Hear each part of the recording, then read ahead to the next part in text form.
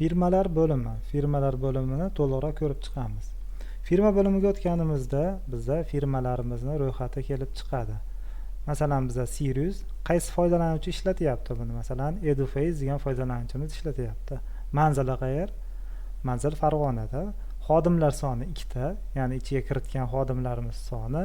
Filial 3 ta qo'shishimiz mumkin bizga berilgan limit bo'yicha.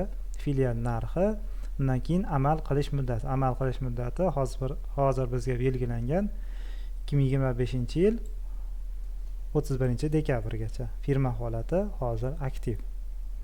Firmani ichiga kiradigan bo'lsak, bizda filiallar kelib chiqadi.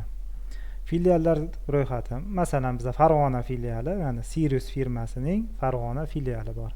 Ish vaqti 8 da, soat baynarx 1000 so'm. Ya'ni har bir ishchi, har bir xodim nechta soat ishlasa, shunga hisobotlar olayotganimizda bizda shu kerak bo'ladi. Endi bizda qaysi amaliyotlar qilishimiz mumkin? Firma qo'shishimiz mumkin, ya'ni firmani filialini qo'shishimiz mumkin. Shu narsalarni firmani kunlik davomatini ko'rishimiz mumkin. Bu knopkani bosish orqali, masalan, Islombek kelgan 2025-yil 6-oy 16-kuni keldi 7 da.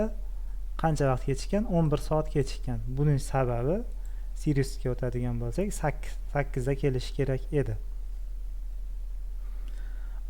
O'ng tomonga e'tibor qaratadigan bo'lsak, biz korxonamizga ta'til biriktirishimiz mumkin, ya'ni firmamizga ta'til. Nomni kiritamiz. Masalan, hayitga dam berildi deylik. Qachondan berildi? 6-iyunda. Saqlash qilib qo'ysak, hisobotlarga chiqayotganda bizda shu hayit kunini, ya'ni dam olish kuni xodimlar kelmadi deb hisoblamaydi, ya'ni ish kunlaridan ayirib tashlaydi.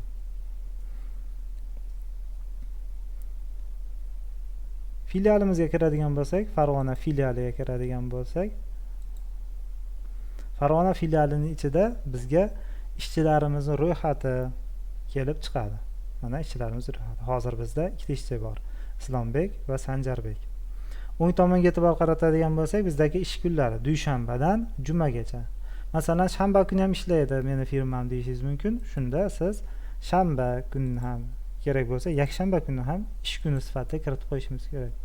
Yo, yakshanba adashib ketibman kiritib desak, yakshanbani udalib tashlashimiz mumkin.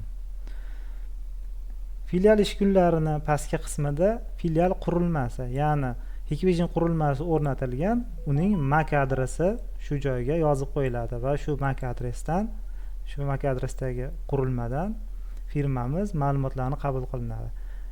Ya'ni bu joyda Islombekka kiradigan bo'lsam, xuddi shu rasmlarini Farg'onaga biriktirilgan qurilmadan olyapti.